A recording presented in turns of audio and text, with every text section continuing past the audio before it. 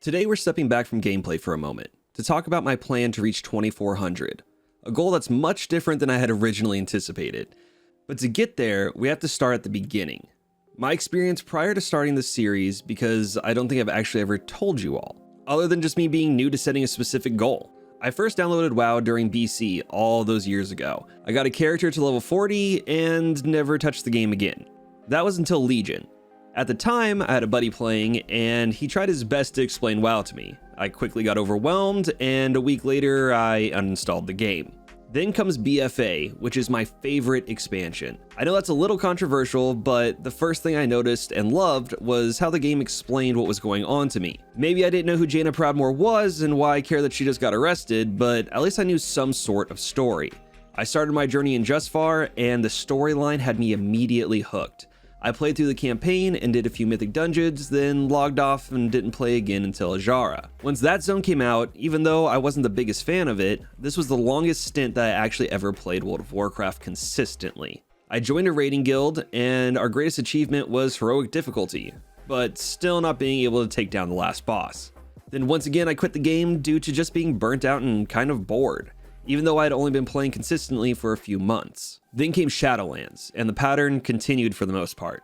I did the campaign, some PvP, hitting 1k rating, thinking I was insanely good at PvP because of it, and then got bored and quit. Same thing with Dragonflight. I played at release, and then really didn't touch the game again until the start of this series. The reason I'm telling you all this is to give a better understanding at where I'm starting from. That yes, I have played the game before, but probably not nearly as much as you may have thought. This being said, the goal I set for myself at the time seemed much more attainable with the knowledge that I had, and thought that at a month at most, I would be at 2400 on my DK and swapping to the next class.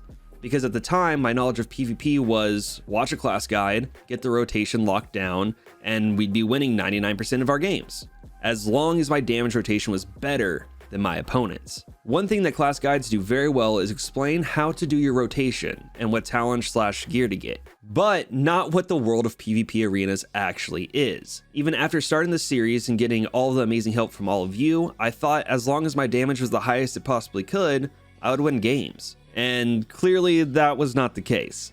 Up until this week, for the most part, this was my mindset, and one of the biggest reasons I swapped off my DK. Because one, they are very complicated for a new player, but not being able to APOC a quarter of HP away to get the final blow made me think that they were bad, and not understanding the utility that a DK truly brings to the table regardless of damage. This is why originally I swapped to Demon Hunter, not because they were broken or flavor of the month, at least that's what I believed at the time, but because my mentality was brute force is how you win games, and as long as you stun the healer on cooldown, you're going to hit 2400 easily. And in a rough sense, that was the case for Demon Hunters, but that was only because they were ridiculously broken. And up until this recent patch, that's truly what I thought the Demon Hunter playstyle was. Just pure brute force and you win. But I've learned significantly since then.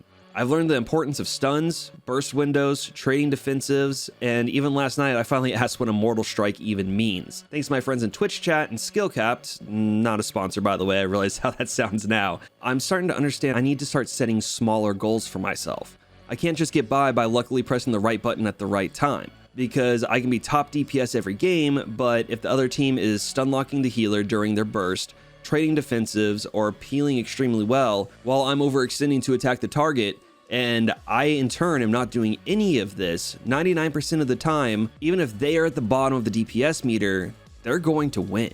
So that brings me to the point of this video, how I'm going to hit 2400 in arenas and or solo shuffle. And that's by setting mini goals until I feel comfortable moving on to the next goal, and a total change of mindset. My original vision was to hit 2400 as quickly as possible, but after learning so much about how arenas are played, realistically, I'd be surprised if we hit 2400 even during Season 4. But it won't be from a lack of trying. I just want to be as transparent as possible that even though that is our main goal, the videos will be focusing on learning and achieving mini goals until then, and it's not about wins or losses. Now that we're all on the same page, let's talk about these mini goals I've been referencing. First is damage rotation, and a little bit of bursting.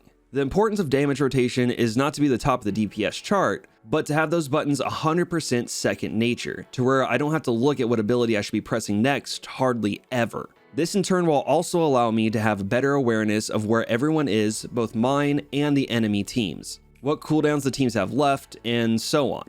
This is also why I mentioned burst rotation along with this. Purely just knowing what my burst rotation is will help me learn when to use it, because I will have those buttons memorized and when they're available again, so I don't have to constantly look out for them and feel like I have to press them on cooldown, otherwise I'm gonna lose the game. Because again, damage doesn't win you games. Knowing when to damage does. Once I feel like I barely have to look at my toolbar, we'll move on to our next goal, which is when to stun and why. I'm lucky enough to have some healer mains in my chat that helped me understand this recently, that just dealing damage and pressing my burst buttons means nothing without a healer having some sort of CC on them. If the healer is stunned during a big burst, there's a few things that can happen. First, it'll either make them use their trinket to be able to heal their teammate, potentially not use their trinket and force them to use a big heal that they may only get one of per game, taking that out of their possibilities in the future, or making the target use a big defensive cooldown and getting rid of the use of that in the future, like a pally bubble. The reason for these being so important is because if you're bursting down your target without the healer being stunned at all, causing one of those trade-offs, most healers can heal normally through all of that, making it pretty much a worthless amount of damage, and not endangering the amount of mana the healer has left. Because most higher level games come down to who has a better setup in their burst rotation at the right time, or which healer has more mana. For example, if a healer has 100% mana, you burst with no CC, the healer may only have to use 10% of that mana. Where if you burst with the healer in CC, they might have to now use 30% of that mana to get their teammate into a stable spot. Now, these probably won't be all of my mini goals. This is just where we're gonna start for now. And to be clear, these are subject to change over time, and we may spend 10 videos or more working on one singular goal. That being said, I'm also still deciding if I want to start these goals on a warrior or a demon hunter. A warrior, although they do have a decent amount to them to help their teammates with things like intervene, I do see them as an easier class to complete these goals on, due to their burst being simple and AoE. Also having Immortal Strike, and for those of you that don't know what Immortal Strike is they have the ability to lessen the target's healing received. For example, Sharpened Blade. Also, very rarely are they the target, so I don't have to panic as much with trading defensives. If you don't know what trading defensive means, an example would be if an enemy pally pops wings and is ready to deal massive damage with you as the target, that's when you press one of your damage reduction abilities, which could take 100,000 damage down to only 60,000 damage, also saving your healer all of that precious mana, now having to heal 40,000 less HP. And the only reason I'm leaning farther away from Demon Hunter for these goals is purely the need to generate Fury, and their burst being slightly more complex with it having mini bursts in between larger bursts, from my experience playing one at least. And I feel due to this and trying to keep up momentum, will take longer to no longer have to focus on and pay attention to than a warrior would be. If you guys think I may be wrong in thinking this or have any other thoughts on which class I should play, and why, after knowing all of this, please let me know in the comments. But thank you guys all so much for sticking with me to the end of this video and on this journey. I can't wait to get started on these goals, and I appreciate all of you so much. Peace!